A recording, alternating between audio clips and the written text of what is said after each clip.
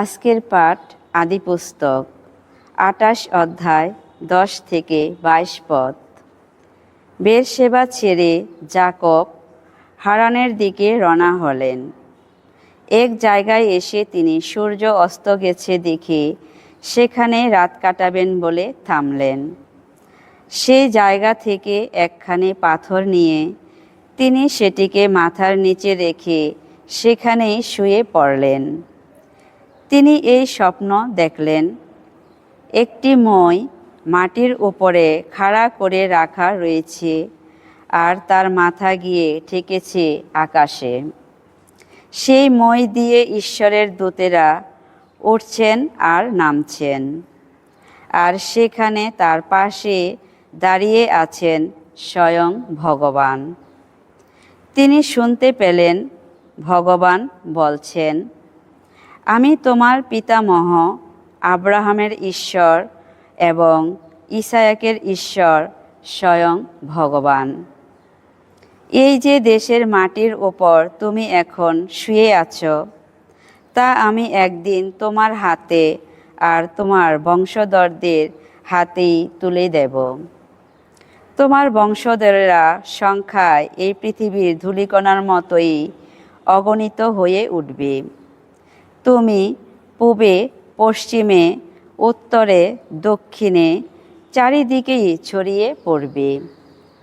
এই পৃথিবীর সমস্ত বংশের মানুষেরা তোমার নাম আর তোমার বংশধরদের নাম নিয়েই একে অন্যকে আশীর্বাদ জানাবে। জেনে রাখো, আমি তোমার সঙ্গেই আছি। তুমি যেখানে যাবে সেখানেই তোমাকে রক্ষা করব আমি, এবং তোমাকে আবার এই দেশে ফিরিয়ে আনব।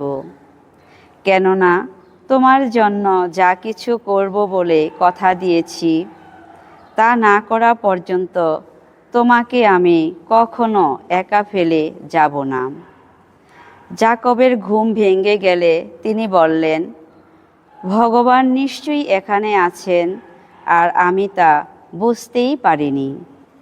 ভয় পেলেন তিনি, বললেন, কি ভয়ঙ্কর এই স্থান! এ তো স্বয়ং ঈশ্বরের আবাস ছাড়া আর কিছুই নয়। এ তো স্বর্গলোকেরই দ্বার।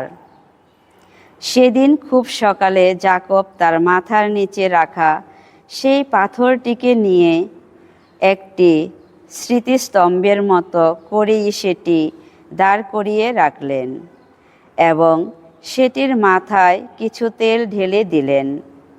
তিনি সেই জায়গাটির নাম রাখলেন বেথেল, অর্থাৎ ঈশ্বরের আবাস।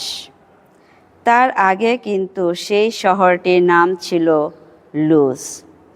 যাকব তখন মানত করে বললেন, ঈশ্বর যদি সত্যি আমার সঙ্গেই থাকেন, আমার এই যাত্রাপথে তিনি যদি আমাকে রক্ষা করেন, আমাকে তিনি যদি জুটিয়ে দেন মুখের খাবার আর পরার কাপড়টুকু, আমি যদি নিরাপদে সুস্থ শরীরেই বাবার বাড়িতে ফিরে আসতে পারি, তাহলে ভগবানই হবেন আমার আপন ঈশ্বর।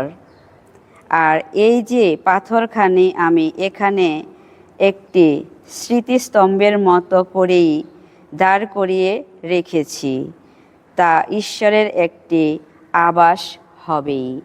প্রভুর বাণী।